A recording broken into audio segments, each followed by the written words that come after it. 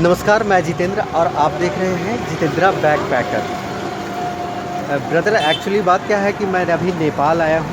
आप देख सकते हैं सामने ही है नेपाल का बॉर्डर। और आपको देखते हैं, थोड़ा सा जूम करके मैं दिखाना चाहता हूँ। देखते हैं कहाँ तक जूम मैं कर सकता हूँ।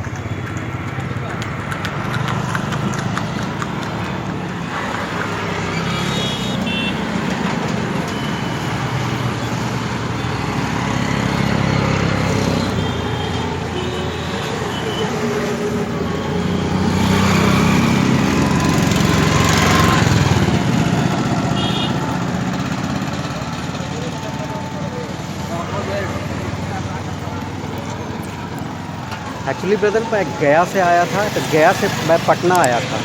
पटना अगर आप ट्रेन से आ रहे हैं, अगर आप नेपाल ट्रेन से आ रहे हैं, तो आप हमेशा याद रखेंगे कि पाटलिपुत्रा जंक्शन से मात्र रक्सौल के लिए एक ही ट्रेन है, जो कि 2:47 पे खुलती है। तो एक्चुअली जब हम पटना आए, तो पटना आने के बाद फिर जब मैं अपने घर में देख रहा था, तो एक्चुअली 4:10 पे दिखला रहा था कि 4:10 पाटलिपुत्रा से रक्सौल के लिए है। लेकिन एक्चुअली वो 4:10 नहीं, 2:47 पे था। तो हम आए करीब वहाँ पटना जंक्शन। पटना जंक्शन में मैं देखा एक ऐप है, वेयर इज़ माई ट्रेन, शायद आप लोग जानते होंगे। तो उस ऐप से मैं जब देखा तो तकरीबन मुझे 2:47 में दिखाया, और 2:13 पे मैं पटना जंक्शन पे ही था। अब पटना जंक्शन में था तो मैं पूरा दिक्कत में आ गया।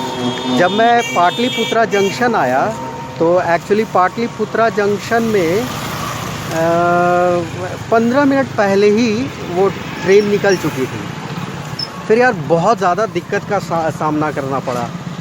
ट्रेन से ठीक है, वहाँ पटना से जो रेड बस जाती है गांधी मैदान से, वो तो ठीक है ब्रदर, 340 रुपया लेती है, लेकिन बड़ा सुकून से पहुँचा देती है। लेकिन जब मैं एक अपडेट भी पूछा लोगों से, तो बोला कि अगर आप ट्रैफिक में फंस जाएंगे ना, तो बहुत ज़्यादा प्रॉब्लम होगी। तो फिर मैं सोचा कि अच्छा चलते हैं ट्रेन से ही। तो वो पाटलिपुत्रा वाली तो जो थी 2:47 पे, वो तो मेरी छूट गई। फिर उसके बाद मैं क्या किया कि बस मात्र एक ही ट्रेन थी, जो कि 2:47 पर रक्सौल के लिए आती है। फिर उसके बाद मैं आया यहाँ मुजफ्फरपुर। फिर मुजफ्फरपुर से कोई एक्सप्रेस मैं पकड़ा, और उसके बाद फिर मैं रक्सौल आया। ब्रदर, बहुत ज़्यादा परेशानी। करीब मैं वहाँ से आया मुजफ्फरपुर में 5:30 में आया। 3:40 में वहाँ से ट्रेन थी पाटलिपुत्रा जंक्शन में। उसके बाद फिर मैं रक्सौल आया। रक्सौल मुजफ्फरपुर हाजीपुर होते हुए आती है। तो बहुत शाम हो चुकी थी, तो शाम में मैंने वीडियो बनाना अच्छा नहीं समझा, और थोड़ा सा मुझे लगा कि अनसेफ़ होगा, लेकिन अनसेफ़ नहीं था, बिल्कुल भी सेफ़ था। तो उसके बाद फिर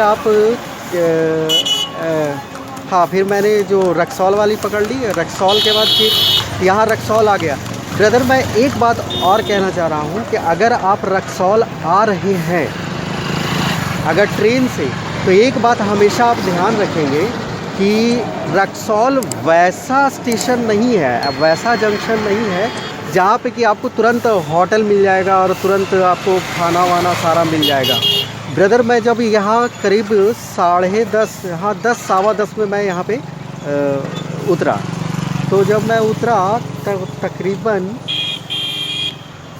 मतलब एकदम सुनसुनाटा, एकदम गांव की तरह लग रहा था।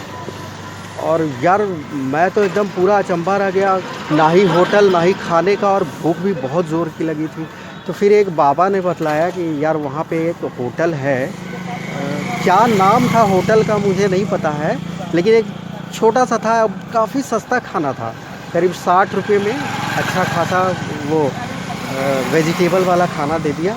फिर उसके बाद मैं खाना खाया और स्टेशन पे ही बिताया। ब्रदर, अगर आप आ रहे हो ट्रेन से, तो आप याद रखना कि आप पूरी तरीके से स्टक हो जाओगे।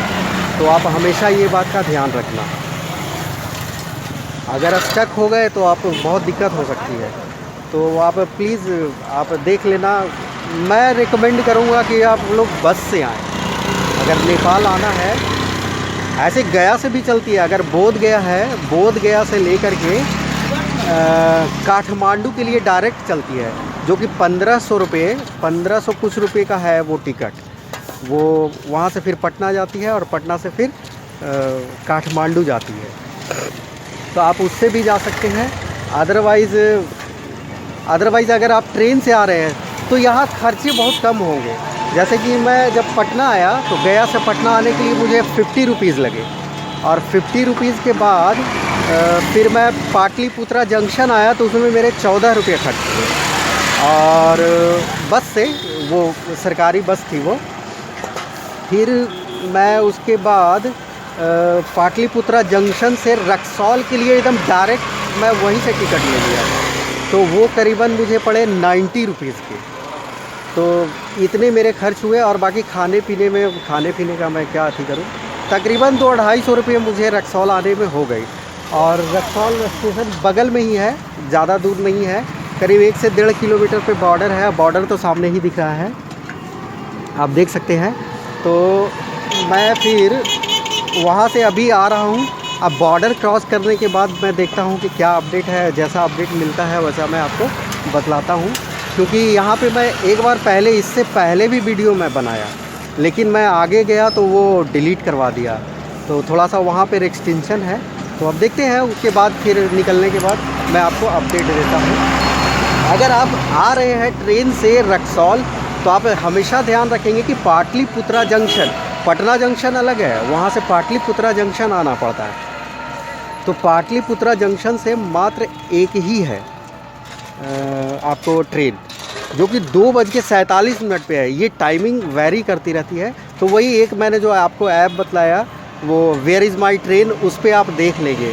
ये काफ़ी अच्छा लगा यार। हम कभी ये ऐप का नाम नहीं सुने थे, लेकिन फिर भी मैं भी उसको डाउनलोड कर लूँगा। और ज़्यादा चिंता करने की बात वही है, यहीं आसपास में ही एक मुझे HDFC का ATM बैंक दिखा, तो मैंने पैसे निकाल लिए, क्योंकि वहाँ इंडियन करेंसी नहीं चलेगी।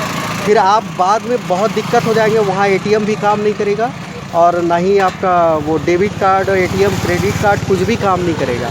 तो इससे अच्छा है कि आप उधर ही से पैसे निकाल कर ले आए। मैंने भी निकाल लिए हैं, करीब 13-13,500 हज़ार रुपये निकाल लिए हैं, क्योंकि मुझे 10 से 15 दिन रहना है, तो इसीलिए मैंने 10 से 13,500 हज़ार रुपया निकाल लिए।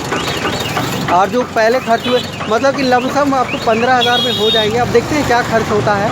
अभी बॉर्डर क्रॉस कर लेते हैं, उसके बाद आपसे हम बात करते हैं। तो अगर अपडेट यही है कि फ़िलहाल वहाँ पे कोई चेक करने वाला नहीं था, चेक वेक कोई कुछ नहीं कर रहा था, बस मैं सीधा चलता गया, कोई कुछ भी नहीं पूछा।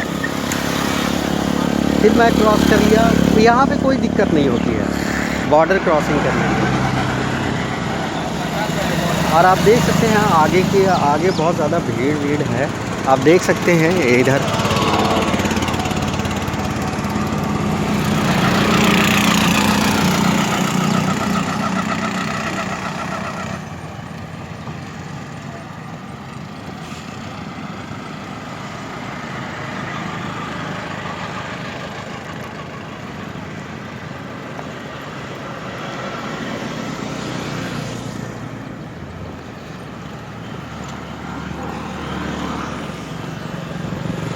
आज का दिन है ब्रदर, शायद ट्यूसडे है, 13 मार्च, और गर्मी जैसा इंडिया में है यार वैसा ही है कुछ।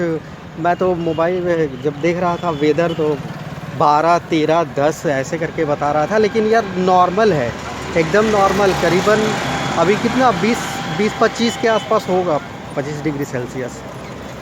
तो मार्च में ठीक है, ज़्यादा कुछ भी नहीं है। अब देखते हैं आगे कुछ मिलता है। तो ब्रदर करेंसी एक्सचेंज हो गया। यहाँ पे करेंसी का मुझे 10,000 का 16,000 रुपया दिया। कहने का मतलब है 1 रुपया में 1 रुपया 60 पैसे नेपाली रुपीज़ है।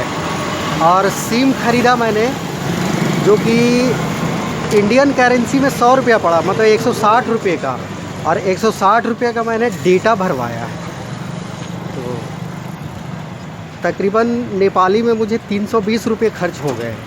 आगे अब जा रहे हैं बस स्टैंड पे, वहाँ से मैं अब काठमांडू का मैं लूँगा गाड़ी और उसके बाद काठमांडू में मिलते हैं। देखते हैं। फ़िलहाल अभी हम घंटा घर के पास हैं। ये नेपाल का वीरगंज में पड़ता है। आप सामने देख सकते हैं, ये देखिए, ये घंटा घर। और फ़िलहाल हम वीरगंज के एक लोकल मार्केट में हैं। तो ये देखिए गर्लफ्रेंड और बॉयफ्रेंड बैठकर, अब ये तो मुझे नहीं पता वो गर्लफ्रेंड है बॉयफ्रेंड है, लेकिन लक्षण से तो लग रहा है कि गर्लफ्रेंड बॉयफ्रेंड ही है। सूर्य भगवान की ये मंदिर है।